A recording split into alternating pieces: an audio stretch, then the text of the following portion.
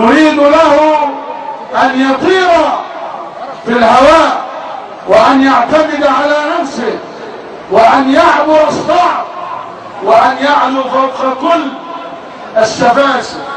الطائر له رأس وقيادة، وله أجنحة، وله جسد، ويغطيه ريش، وله مؤخرة كالزعانف. كل جزء من هذا الطائر مهم.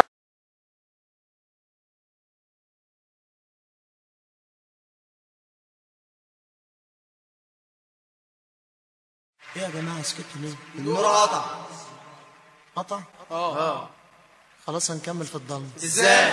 مولع لك شمعة نورها مستنيك، وفي عيونه دمعة مسحها بايديك. مولع لك شمعة نورها مستنيك، وفي عيونه دمعة مسحها بايديك.